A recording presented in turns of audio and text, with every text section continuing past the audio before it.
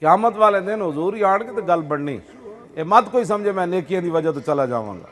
آدم تھی تا عیسیٰ مسیح اتے نفسی بولے سی ہر نبی اتے آکسی ہکا امتی احمد نبی صاحب کمال دل لگیا بے پرواہاں نال جتھے دم مرن دی نئی مجال صلی علیہ ذوالجلال۔ کیوں جی اے پیر میرے علی شاہ گل کی تھی، اعلیٰ حضرت بریلوی بھی یہ کی تھی، خلیل و نجی مسیح و صفی سبھی سے کہیں بھی بنی یہ بے خبری کہ خلق پھری کہاں سے کہاں تمہارے لیے۔ یہ تو ماں بھی ویکھ کے نس پینا، جدو پیو بھی ویکھ کے نس پینا، جدو دیاں بھی ماواں نو ویکھ کے یار نو ویکھ کے نس پینا، کدھر کوئی نیکی نہ مانگ لوے تے دسو تہاڈی میری وجہ تو حضور رو پین گے۔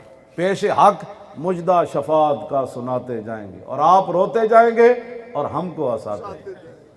خدا نے وہ وسعت دی ہیں دامن محبوب کو، جرم کھلتے جائیں گے اور وہ چھپاتے جائیں گے۔ اور حضور نے خود اپنی شان اس طرح بیان فرمائی، وانا اول الناس خروجا اذا بعثوا وانا قائدهم اذا وفدوا وانا خطیبهم اذا انصتوا وانا شفیعهم اذا حبسوا وانا مبشرهم اذا یئسوا الکرامۃ والمفاتیح یومئذ بیدی ولواء الحمد یومئذ بیدی۔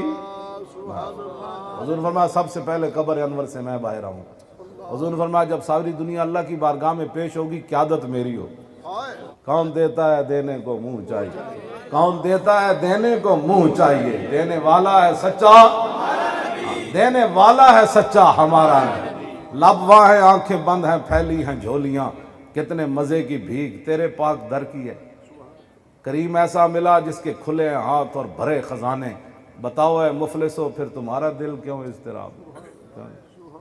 حضور نے فرمایا بدا الاسلام غریبا وسیعود غریبا، فرمایا اسلام اجنبی آیا تو پھر غریب ہو جائے گا، فتوبہ للغرباء۔ تو حضور نے خوشخبری عمرہ نہیں کہ امیرہ نو خوشخبری ہوئے، فرمایا غریبہ نو قیامت تک خوشخبری جدوں ہی میرے دین تے اوکھا ویلا آنا ہے انہاں سینے لال ہے۔